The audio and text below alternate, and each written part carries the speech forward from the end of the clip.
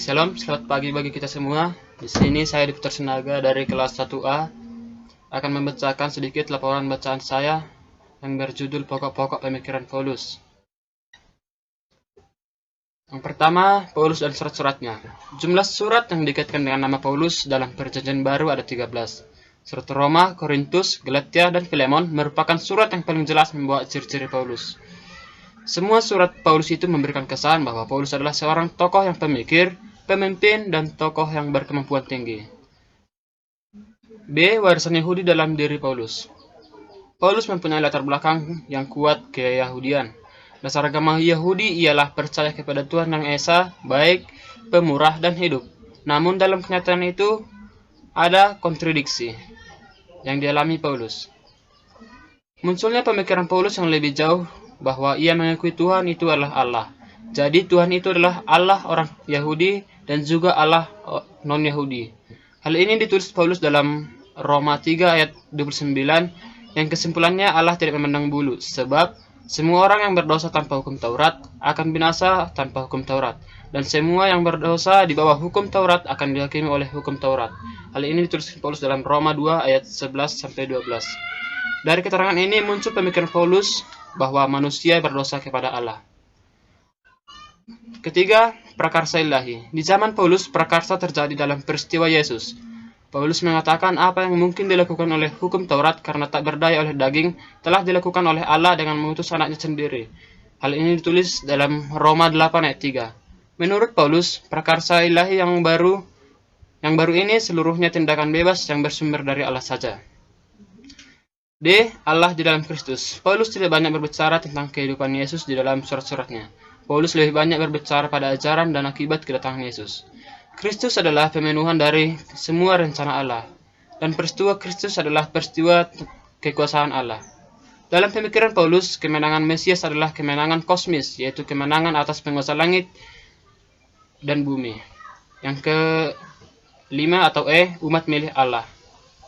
Bagi Paulus, gereja Kristus adalah perwujudan dari janji Allah untuk memberkati seluruh bangsa di dunia ini. Paulus juga mengembangkan tentang sakramen, yaitu sakramen baptisan kudus dan perjamuan kudus. Dengan baptisan itu, maka Paulus melihat adanya penghayatan ulang tentang kematian dan kebangkitan Kristus. Demikianlah pemahaman Paulus tentang umat milik Allah yang dibangun dan bertumbuh di dalam Kristus. F. Hidup di dalam Kristus. Hidup di dalam Kristus secara teknis disebut hidup Kristiani. Dan Paulus menegaskan bahwa orang yang mengikut Kristus dengan iman yang tulus, sejatinya itu disangkutkan dengan kehidupan Kristus. Dengan Kristus, maka mulailah berkehidupan kemanusiaan yang baru.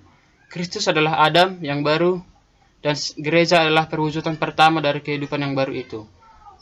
Dan Paulus menuliskan tentang ini dalam 1 Korintus 5 ayat 22, Roma 5 ayat 12-14. G. Permasalahan dalam gereja.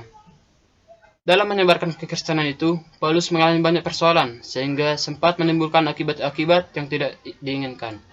Seperti banyak tokoh-tokoh masalah-masalah itu seperti banyak tokoh-tokoh pekabar Injil atau gereja menjadi tinggi hati, lalu memperkembangkan semangat persaingan yang kurang sehat. Hal itu bisa dilihat dalam 1 Korintus 1 ayat 10-12, sehingga kesatuan dan keseesaan gereja menjadi terancam. H. Roh Kudus dalam gereja. Pemikiran Paulus tentang Roh Kudus itu merupakan hal yang baru, meskipun ia dipengaruhi latar belakang keyahudian dan pengalaman orang Kristen yang lebih dahulu. Penyebaran gereja dan iman Kristen yang pesat tidak bisa dimengerti oleh Paulus tanpa karya Roh Kudus. I. Hukum yang baru di dalam roh. Di dalam pemikiran Paulus, hukum dan roh itu erat hubungannya dengan hukum di dalam Kristus. Hukum dalam Kristus itu adalah daya dan gaya hidup menurut teladan Kristus. Hidup menurut hukum Kristus disebut juga hidup menurut kasih atau agape. Hukum Roh Kudus adalah sama dengan hukum dalam Kristus atau disebut juga agape. J. Pemberlakuan di dalam masyarakat luas.